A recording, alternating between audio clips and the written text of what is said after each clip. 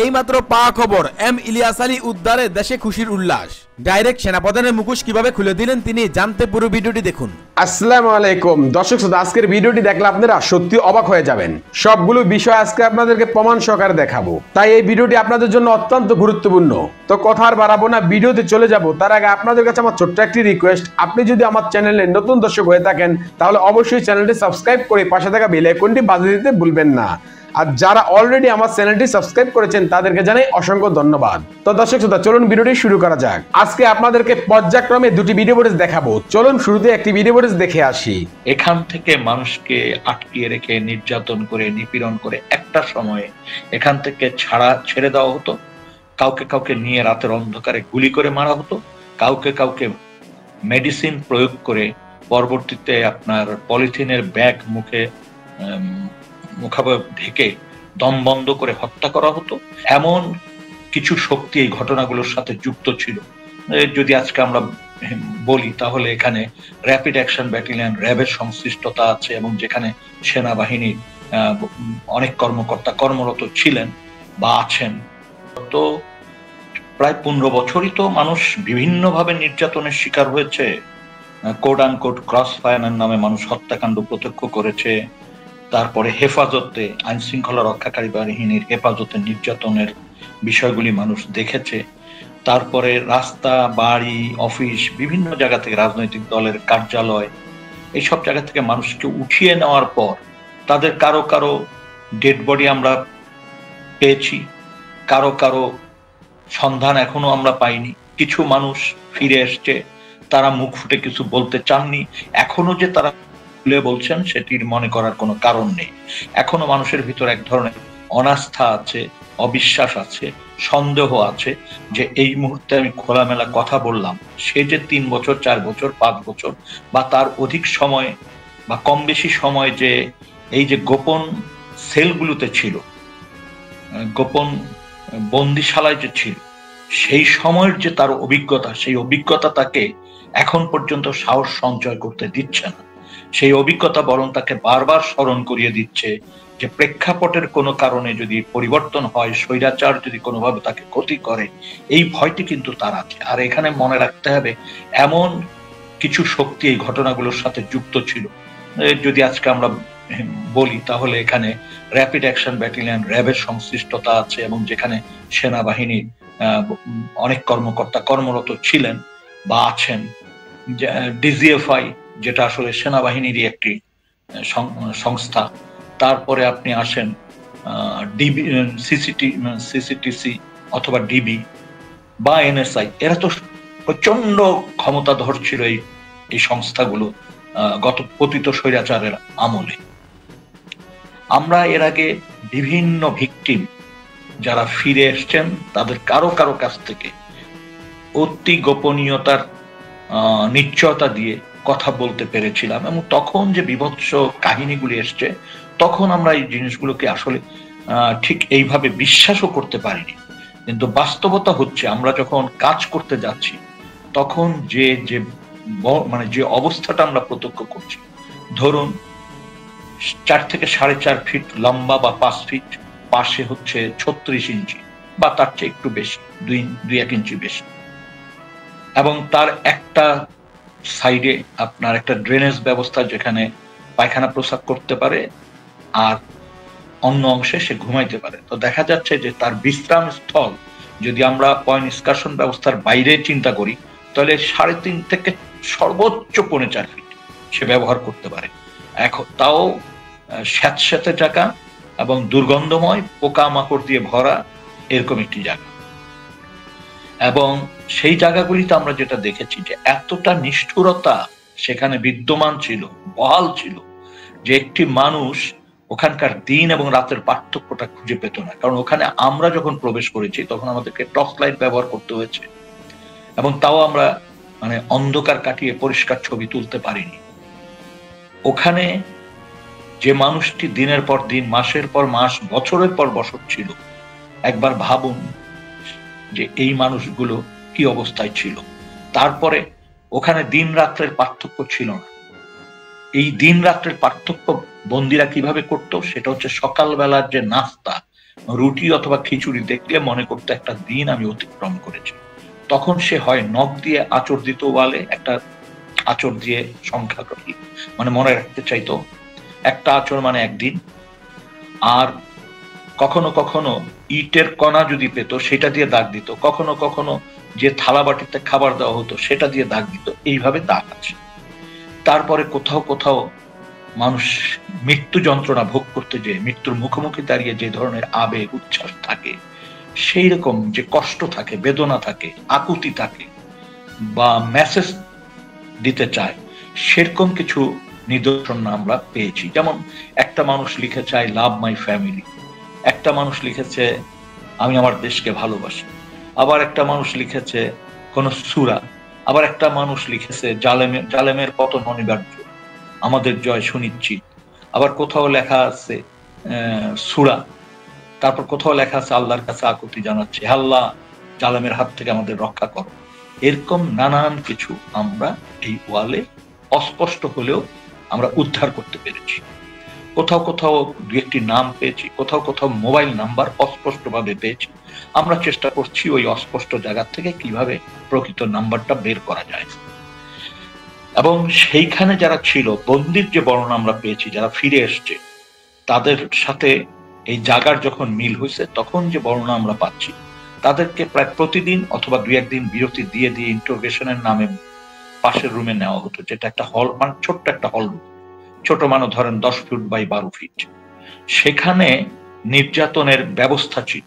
যেমন ধরেন মানুষকে বেঁধে উপরের দিকে উঠিয়ে নেওয়া ছাদে, যেমন ধরেন ওখানে ইলেকট্রিক শক দেওয়ার মেশিন, ধরেন কোথাও কোথাও ইলেকট্রিক চেয়ার ছিল যেটা ঘূর্ণীয়মান, এরকম ব্যবস্থা, চিহ্ন বা ব্যবস্থা আমরা পেয়েছি।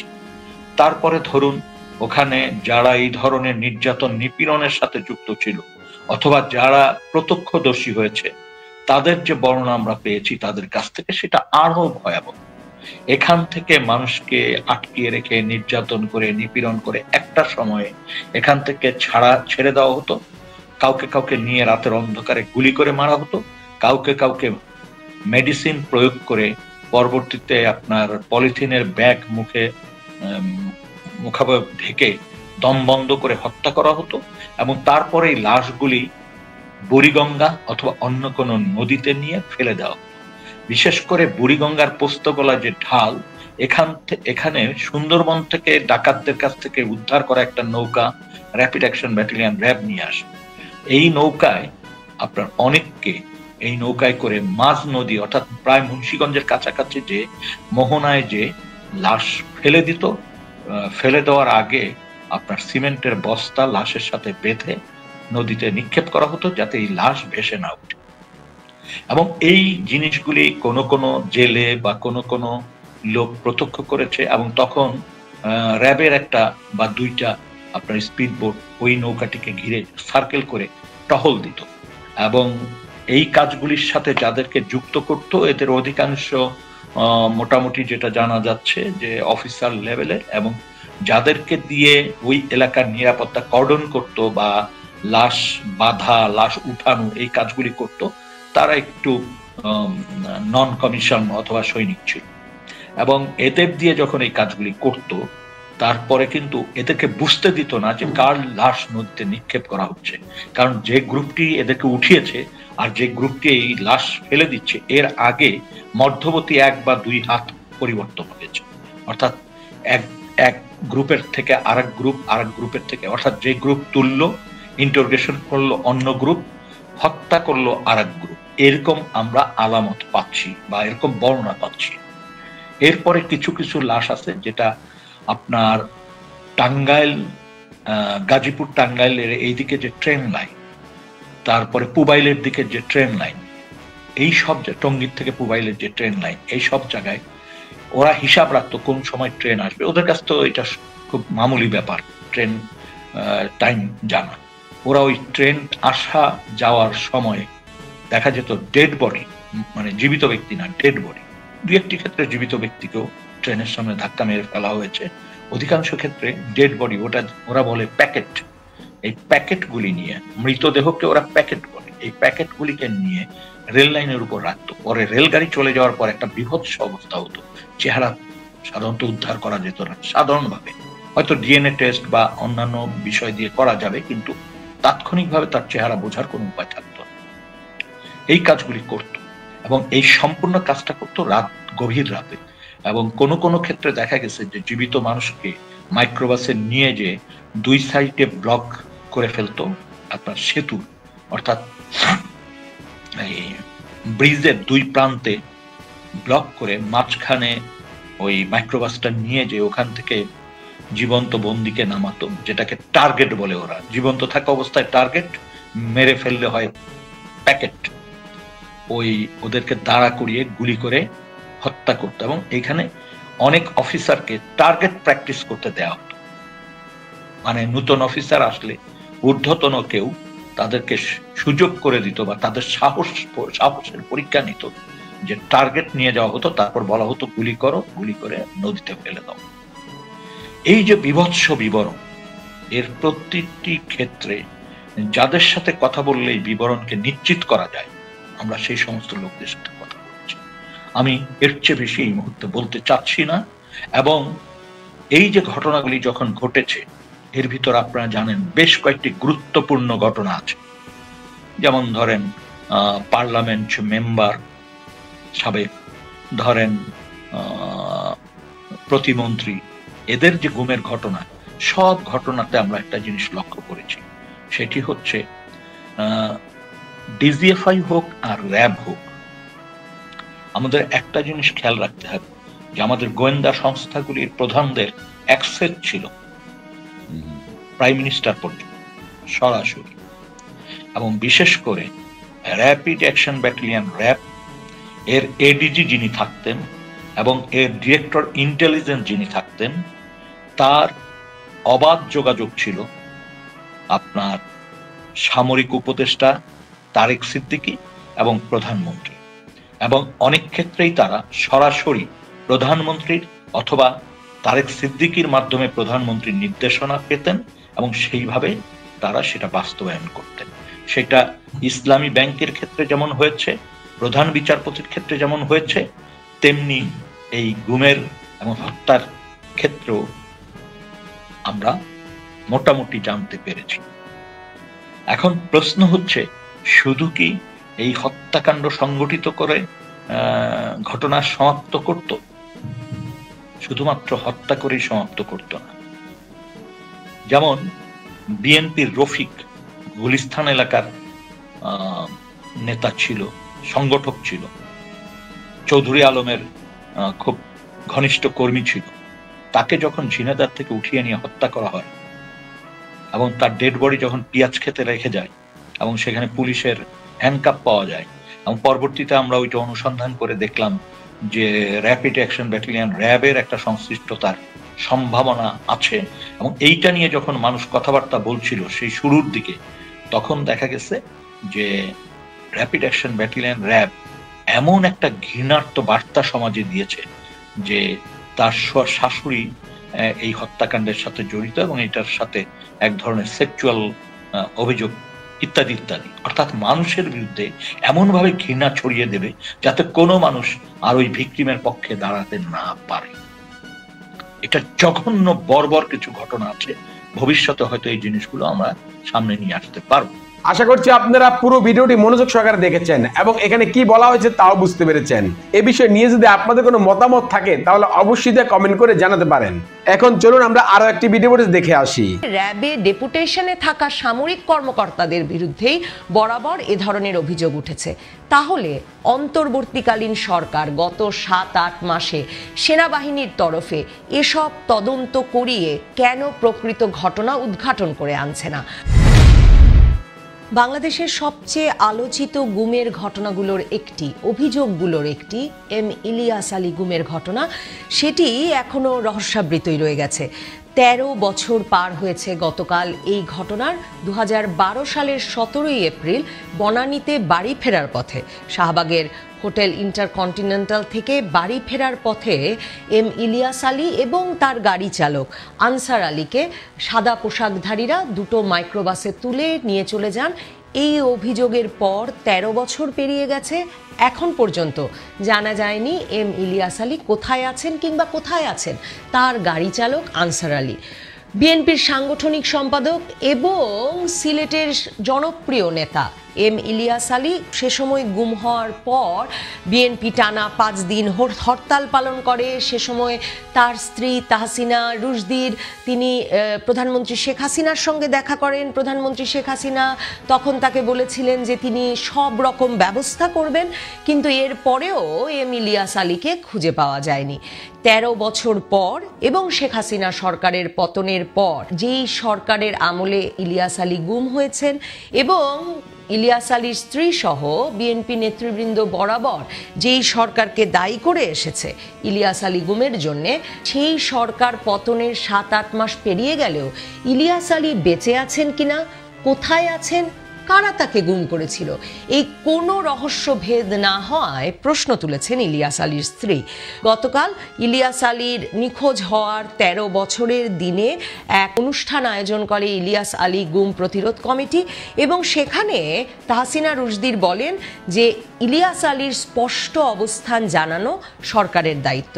তিনি তখন আরেকটা কথা বলেন যে গুম কমিশন কাজ করছে কিংবা আন্তর্জাতিক অপরাধ ট্রাইব্যুনালে এখন আগের সরকারের শেখ হাসিনা সরকারের নানা জনের যে বিচার চলছে তাদের তরফ থেকে নাকি তিনি খবর পেয়েছেন যে 100রও বেশি লোক বাংলাদেশের ভারতের বিভিন্ন কারাগারে বন্দী আছে। এটা সাম্প্রতিক খবর বলে তাহসিনা রুশদীর বলছেন যে তারা কনফিউজড। 13 বছর ধরে প্রতি বছর গুম দিবস পালন করে আসছেন তারা, এখন তারা কথা বলতে বলতে ক্লান্ত, জানতে চান ভারতে এদের কেউ কেউ আটকা আছেন কিনা।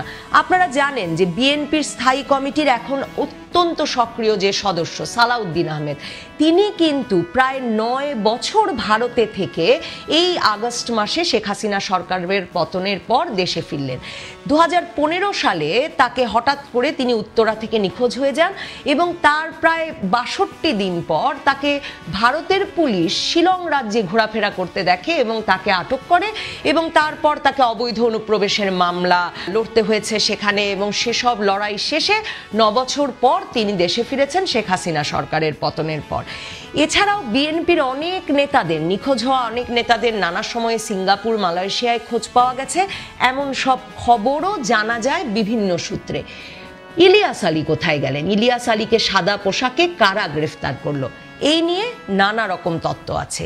একটা বড় অভিযোগ তাহসিনা রুশদীর তরফে শুরু থেকেই আছে, সেটা হচ্ছে র্যাব তাকে আটক করেছে। র্যাবেরই আরেকটি শাখা, র্যাব 1 শাখা এই ঘটনার তদন্ত করে এবং নেত্র নিউজ, সুইডেন ভিত্তিক যে সংবাদ মাধ্যমটি আছে, সাংবাদিক তাসনিম খলিল, জুলকারনাইন সায়ের খান, তারা কাজ করেন সেখানে। তারা একটা অনুসন্ধান করে বের করছেন যে র্যাব 1 শাখার সেই তদন্তে বেরিয়ে আসে যে র্যাবের কর্মকর্তারা মানে আসলে সেনা কর্মকর্তাদের একটি দল এবং যার নেতৃত্বে ছিলেন জিয়াউল আহসান, যিনি এনটিএমসি ন্যাশনাল টেলিকমিউনিকেশন মনিটরিং সার্ভিসের মহাপরিচালক পদে ছিলেন, এখন গ্রেফতার আছেন।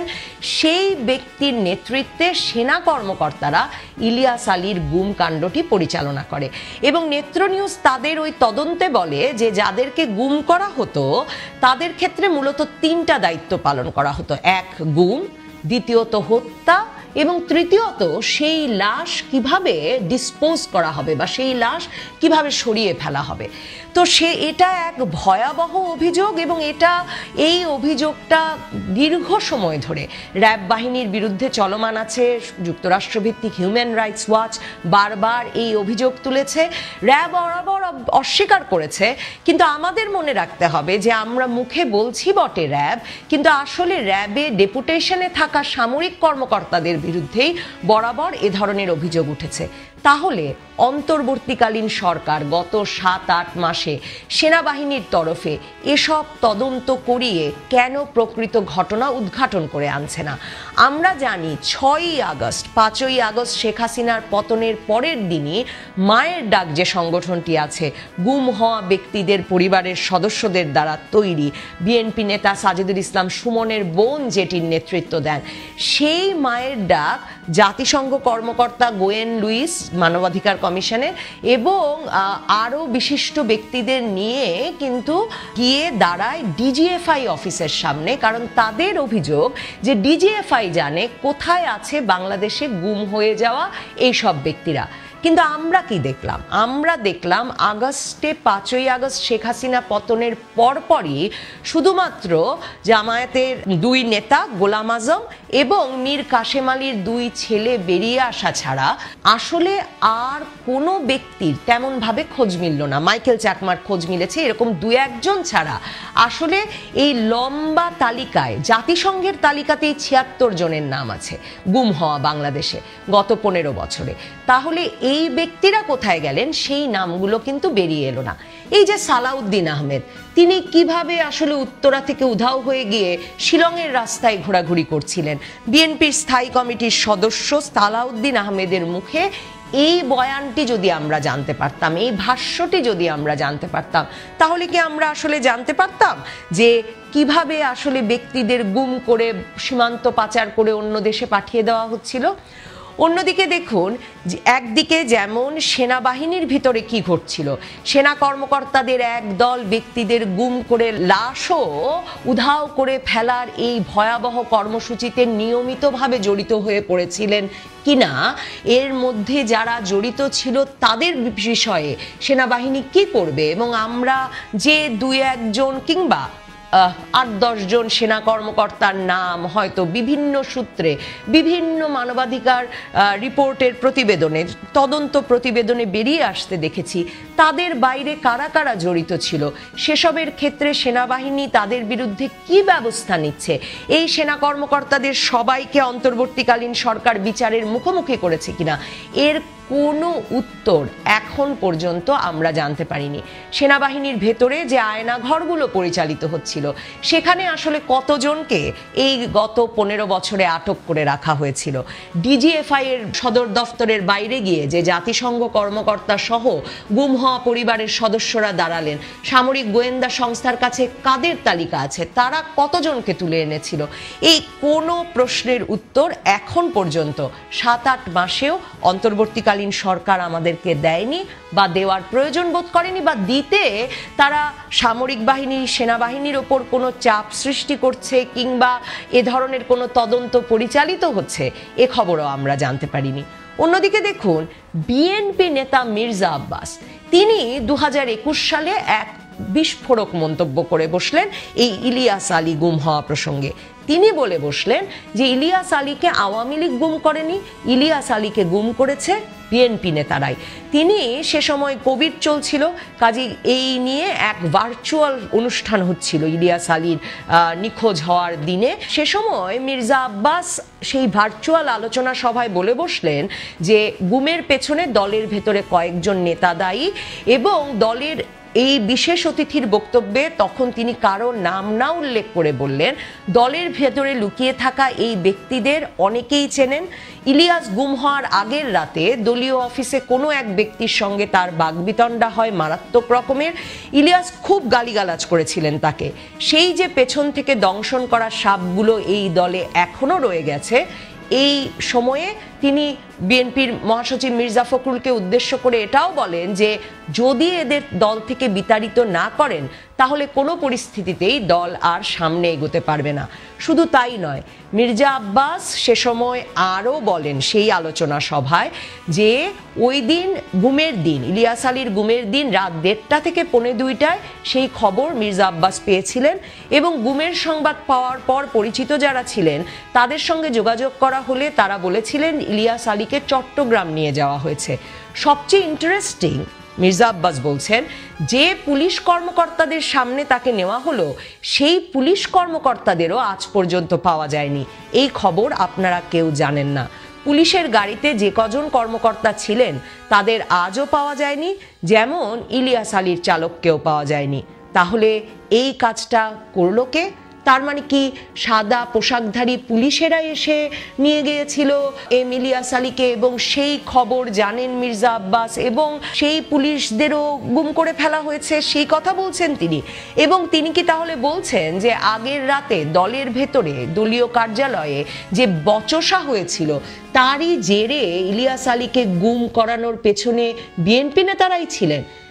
এই পুরো রহস্যটা ভেদ হওয়া বাংলাদেশের জন্য খুবই জরুরি। রুহুল কবির রিজভী আহমেদ এবারও মনে করিয়েছেন যে সে সময় 2011 সালে সিলেটে বড় ধরনের আন্দোলন গড়ে তুলেছিলেন এম ইলিয়াস আলী টিপাইমুখ বাঁধ প্রকল্পের বিরুদ্ধে, এবং তাদের ভাষ্যে সেই কারণে ইলিয়াস আলীকে গুম করা হয়েছিল 2012 সালে। তাহলে সেটাও জানা জরুরি যে অন্য কোনো দেশের অন্য কোনো গোয়েন্দা সংস্থা জড়িত ছিল কিনা ইলিয়াস আলী গুমের পেছনে। এক একটি গুমের ঘটনার পেছনে আমরা নানা রকম লোমহর্ষক কাহিনী শুনে এসেছি গত কবছর ধরে। এবার সেসব রহস্য ভেদ করা দরকার, জানা দরকার যে কোন কোন পক্ষ জড়িত ছিল এক একজন জলজ্যান্ত মানুষকে বাংলাদেশে হঠাৎ উধাও করে দিতে। আশা করছি আপনারা এই ভিডিওটিও মনোযোগ সহকারে দেখেছেন এবং এখানে কি বলা হয়েছে তাও বুঝতে পেরেছেন। এই বিষয় নিয়ে যদি আপনাদের কোনো মতামত থাকে তাহলে অবশ্যই তা কমেন্ট করে জানাতে পারেন। ভিডিওটি এ পর্যন্তই, দেখা হচ্ছে পরবর্তী ভিডিওতে। সে পর্যন্ত সবাই ভালো থাকবেন, সুস্থ থাকবেন, আল্লাহ হাফেজ।